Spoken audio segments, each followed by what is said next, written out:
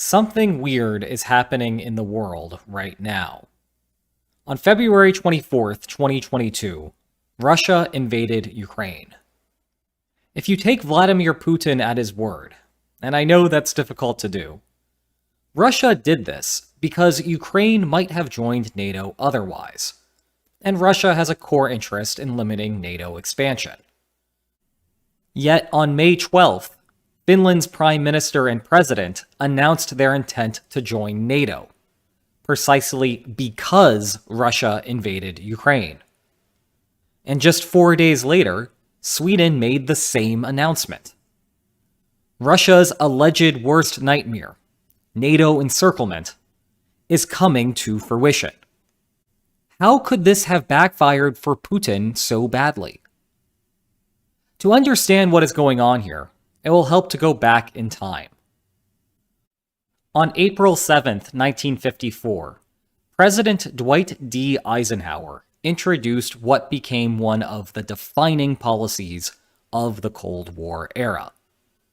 Asked about the growing tensions in Vietnam and France's struggles there, Eisenhower said that, "You have broader considerations that might follow what you would call the falling domino principle. You have a row of dominoes set up. You knock over the first one, and what will happen to the last one is the certainty that it will go over very quickly. Thus, if Vietnam failed, then Laos would fall to communism, then it would be Cambodia, then Thailand, then Malaysia, after that Indonesia, and then it would spread to the Philippines, India, Japan, Taiwan, Australia, and the rest of the world." The theory turned real for Eisenhower's successor, John F. Kennedy. Believing that Soviet Premier Nikita Khrushchev saw him as weak, Kennedy remarked that, "We have a problem making our power credible, and Vietnam looks like the place." In other words, if the US failed to intervene in Vietnam, the Soviet Union might challenge US interests elsewhere. War in Vietnam was an opportunity to nip the problem in the bud. This type of argument is commonplace. It's one of the reasons critics cite for why the US should not have withdrawn from Afghanistan. It's why Margaret Thatcher felt the need to fight over the Falkland Islands to protect the United Kingdom's remaining imperial remnants. It's why central governments are loath to give concessions to separatists when more separatists wait in the wings. It's also why chain stores declare price wars when competitors enter a local market, or why the European Union wanted to hammer the United Kingdom during Brexit. And it appears that Vladimir Putin is a subscriber to the theory. If one domino falls in NATO, more will fall in line afterward. To see Putin's response in action, let's go back to the summer of 2008. After watching more and more of former Soviet bloc countries join NATO, Russia decided to draw a line in the sand. With Georgia making overtures to the alliance, Russia invaded on behalf of a couple of separatist regions. Today, we are witnessing history repeat itself. Another former Soviet bloc country, another NATO overture, another invasion, and another warning to countries thinking about doing the same. The difference here is that now Finland does not seem to care, and neither does Sweden. You see, reputation isn't everything. Like any other armed conflict, wars meant to establish a reputation for toughness come at a hidden cost. Fighting wars results in the death and destruction of your own military assets. Assets you could be using to coerce your next opponent. Fight too much, and you will no longer have the ability to coerce your enemies. Reputation be damned. This was the failure of the Spanish Habsburg Empire under Prime Minister Gaspar de Guzman, who treated every challenge to the empire as a fundamental threat to their reputation. Following that philosophy, Guzman fought wars against Bohemian rebels, then turned to the Dutch Republic, then meddled in Mantua, and capped it off with conflicts with England and France. But rather than deter future conflict, these wars drained the Spanish Empire's ability to continue fighting. As a result, they began facing challenges internally, first in Catalonia and Portugal in 1640, and then in Naples and Sicily 7 years later. To better ground the trade-off, consider how separatists in Portugal might think about coercing the Spanish Empire. The most Portugal could extract depended on what Spain estimated it could earn from a war. This has two components: Spain's ability to win, and how Spain internalizes the costs of war. Imagine that this white line represents what Spain expected to win by fighting. To the left is Portugal, and to the right is Spain. Meanwhile, the area between the white line and this red line represents how Spain internalizes the cost of lost soldiers, financial expenses, and so forth, converted to square kilometers of territory. Thus, the most Portugal could take from Spain is up to the red line. Domino theory is focused on conveying that you internalize the costs of war at a low rate. Thus, even if the original red line captured Spain's true costs, this new red line is what Spain might want to try to convince Portugal is true. In turn, Portugal might take less from Spain to avoid triggering a war.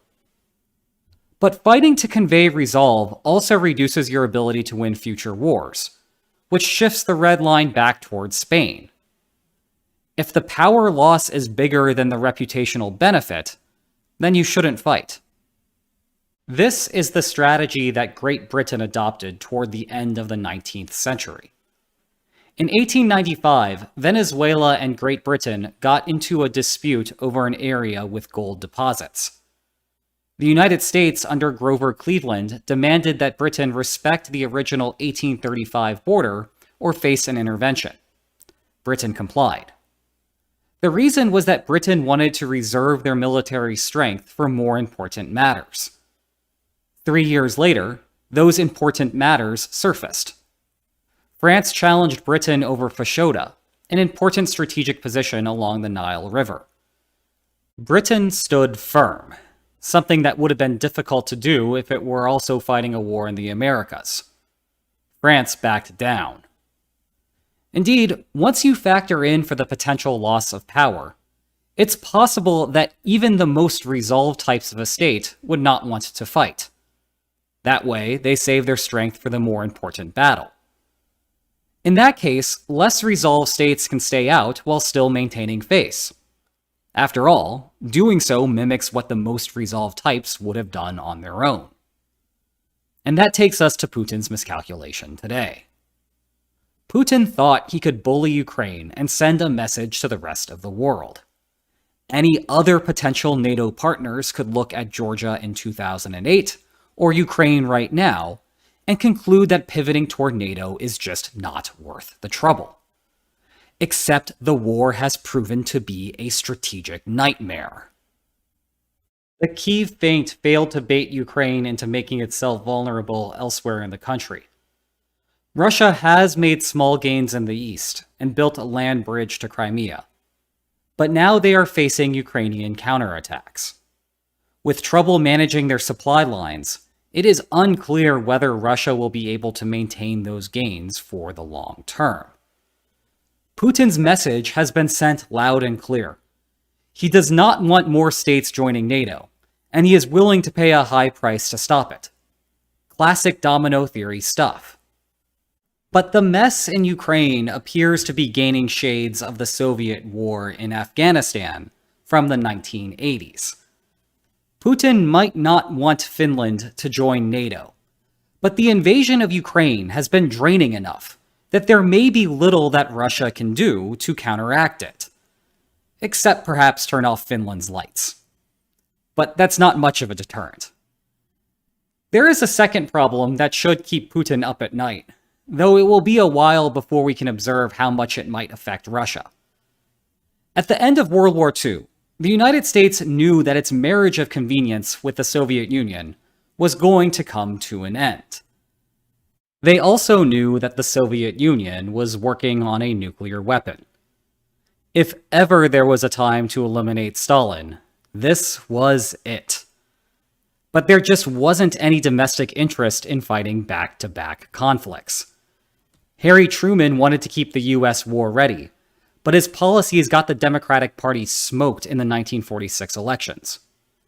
Meanwhile, in the United Kingdom, Winston Churchill was interested in the same thing. Yet voters dumped him for Clement Attlee, even before victory in Japan. This phenomenon is known as war exhaustion, and it is the long-term bane of fighting for reputation. You fight so hard to establish that reputation that, by the end, you no longer have the stomach to do it elsewhere. For example, the United States lost so many lives and so much political capital in Vietnam that more large-scale entanglements became politically untenable. It even led Saddam Hussein to think that he could get away with invading Kuwait. What will the Americans do if they engage in a fight? He once asked his advisors. All they can do is bring their airplanes and start bombing. Boom, boom, boom, boom, boom, boom. Saddam really liked his booms. So what? Nothing will happen. The irony here is fantastic.